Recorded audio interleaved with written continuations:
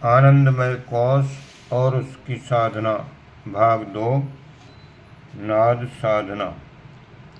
शब्द को ब्रह्म कहा गया है क्योंकि ईश्वर और जीव को एक श्रृंखला में बांधने का काम शब्द के द्वारा ही होता है।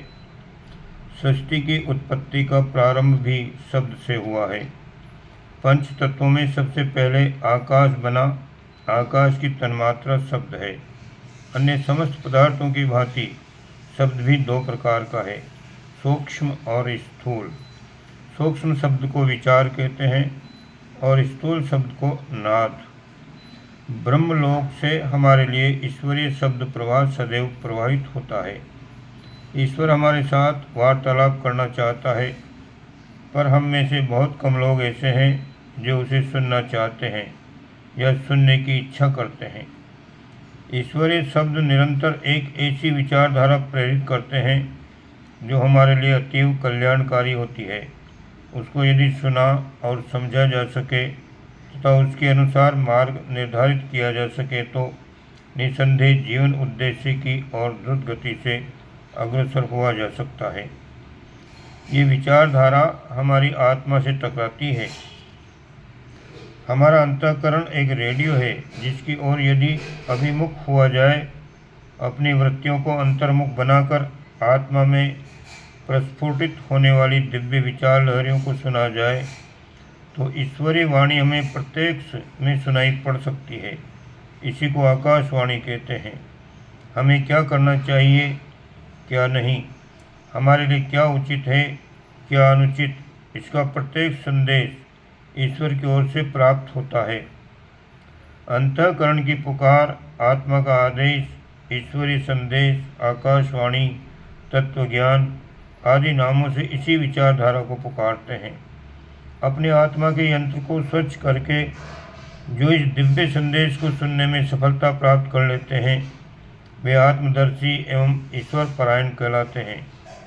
ईश्वर उनके लिए बिल्कुल समीप होता है जो ईश्वर की बातें सुनते हैं और अपनी उससे कहते हैं।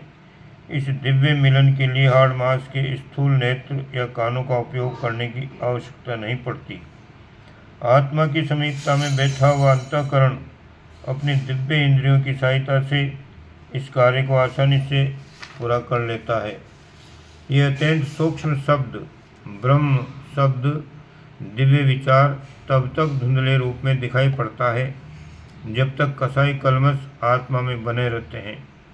जितनी आंतरिक पवित्रता बढ़ती जाती है उतने ही दिव्य संदेश बिल्कुल स्पष्ट रूप से सामने आते जाते हैं। आरंभ में अपने लिए कर्तव्य का बोध होता है, पाप पुण्य का संकेत होता है।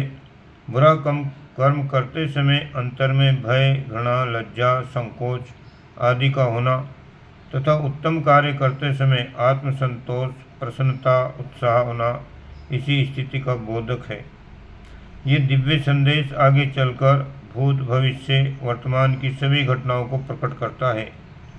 किसके लिए क्या भवितव्य बन रहा है और भविष्य में किसके लिए क्या घटना घटित होने वाली है, ये सब कुछ उसे प्रकट हो जाता है। और भी ऊंची स्थिति पर पहुंचने पर उसके लिए सृष्टि के सब रहस्य खुल जाते हैं। कोई ऐसी बात नहीं है जो उससे छिपी हो, परंतु जैसे ही इतना बड़ा ज्ञान उसे मिलता है वैसे ही वो उसका उपयोग करने में अत्यंत सावधान हो जाता है।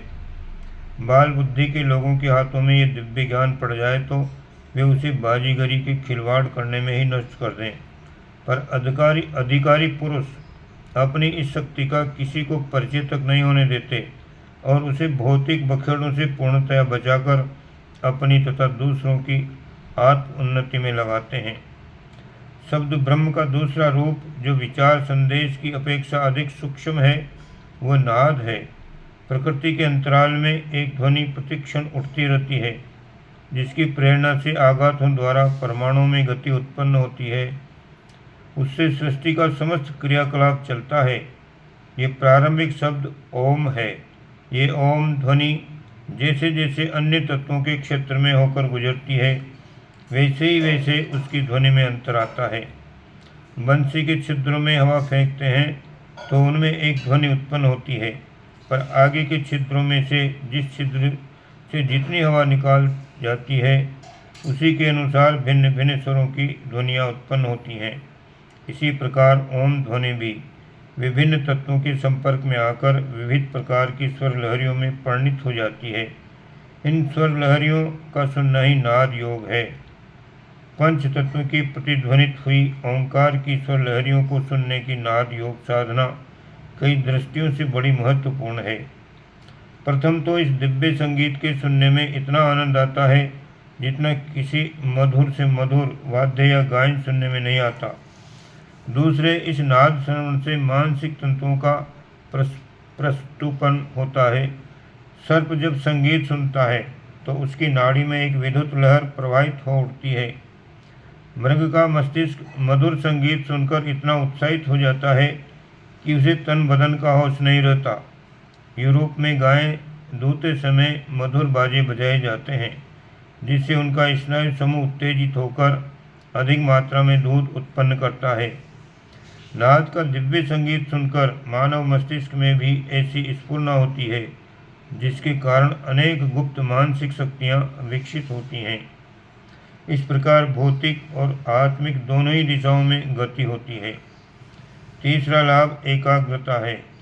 एक वस्तु पर नाद पर ध्यान एकाग्र होने से मन की बिखरी हुई शक्तियाँ एकत्रित होती हैं और इस प्रकार मन को वश में करने तथा निश्चित कार्य पर उसे पूरी तरह लगा देने की साधना सफल हो जाती है। ये सफलता कितनी शानदार है इसे प्रत्येक अध्यात्म मार्ग का जिज्ञासु भली प्रकार जानता है। आती सी कांच द्वारा 1-2 इंच जगह की सूर्य किरणें एक बिंदु पर एकत्रित कर देने से अग्नि उत्पन्न हो जाती है। मानव प्राणी अपने सुविस्तृत शरीर में बिखरी हुई अनंत दिव्य शक्तियों का एकीकरण कर ऐसी महान शक्ति उत्पन्न कर सकता है जिसके द्वारा इस संसार को हिलाया जा सकता है और अपने लिए आकाश में मार्ग बनाया जा सकता है। नाद की स्वर लहरियों को पकड़ते पकड़ते साधक ऊंची रस्सी को पकड़ता हुआ उस उद्गम ब्रह्म तक पहुंच जाता है जो आत्मा का अभिष्ट स्थान है। ब्रह्मलोक की प्राप्ति दूसरे शब्दों में मुक्ति, निर्वाण, परमपद आदि नामों से पुकारी जाती है। नाद के आधार पर मनोलय करता हुआ साधक योग की अंतिम सीढ़ी तक पहुंचता है और अभिष्ट लक्ष्य को प्राप्त कर लेता है। नाद का अभ्यास किस प्रकार करना चाहिए, अब इस पर कुछ प्रकाश डालते हैं। इसका प्रकाश डालने के लिए हम अगला वीडियो बनाएंगे क्योंकि वीडियो लंबा हो जाएगा, इसलिए नाद का अभ्यास करने के लिए आप अगले वीडियो का इंतज़ार करें। ओम शांति।